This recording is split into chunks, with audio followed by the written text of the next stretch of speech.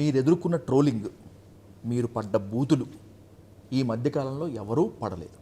మీరు ఎన్ని రాళ్ళు విసురుతారో విసరండి, ఆ రాళ్లతో నేను కోట కట్టుకుంటాను అనేటువంటి ఒక మెటాఫర్ సాక్షిగా మీరు రైజ్ అయ్యారు. బిగ్ బాస్ వరకు వెళ్ళారు మాధురి గారు. ఇది ఒక రకంగా ఇన్స్పిరేషనే and by the same way ఛాలెంజే. ఏంటి మాధురి గారి ఫ్యూచర్ స్కెచ్ అంటే పొలిటికలే అంటున్నారు చాలామంది. వాళ్ళు వీళ్ళు అంటున్నారని కాదు, కానీ రాజకీయాల్లోకి వచ్చే అవకాశం ఉందా, వస్తారా? ఒకవేళ గనక వస్తే ఏంటి మీ ఫ్యూచర్ టార్గెట్ ఏంటి అసలు?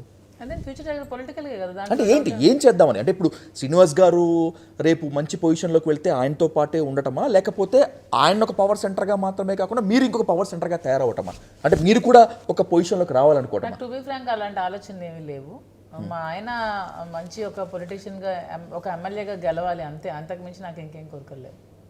మీ విషయం? నేను మంచి బిజినెస్ ఉమెన్, మంచి బిజినెస్ ఎంటర్‌ప్రెన్యూర్. ఇది ఆల్రెడీ సక్సెస్ఫుల్గా ఉంది. మీరు అన్నట్లు రేపు అవి అంతా డెవలప్ అవుతుంది, బ్రాంచెస్ అవుతుంది. నేను ఒక మూవీస్ కూడా చేస్తున్నాను, నాకు మంచి యాక్టర్గా కూడా ఎదగాలని ఉంది, ఒక ఆర్టిస్ట్గా కూడా నాకు ఎదగాలని కోరుకుంటున్నాను. మొన్న ఒక మూవీ కూడా చేశాను, మంచి క్యారెక్టర్. ఎక్కడ ఈ న్యూస్ వచ్చినట్లేదు, మీరు షేర్ చేసుకోలేదా? మీకే ఫోటో రిలీజ్ చేయాలి అంతేనా? ఫస్ట్ మీకు రిలీజ్ చేస్తాం. Great great, thank you so much. Gairamma అత్త అని ఒక క్యారెక్టర్, మంచి క్యారెక్టర్ చేశాను. ఓహో, అలాగా మంచి మంచి క్యారెక్టర్స్ చేయాలని ఉంది, మంచిగా బిజినెస్ ఎంటర్‌ప్రెన్యూర్గా ఎదగాలని ఉంది, ప్రజాసేవలో ఉండాలని ఉంది.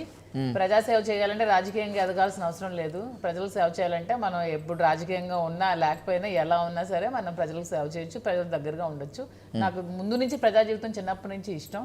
ఆ విధంగానే నేను డ్యాన్స్ క్లాసెస్ చాలా పిల్లలకి, వేలాది మంది పిల్లలకి ఫ్రీగా క్లాసెస్ చెప్పాను, ఎంతో మంది పిల్లలకి చదివించాను. ఇప్పటికీ చాలా మంది పిల్లలకి చదివించుకుంటున్నాను.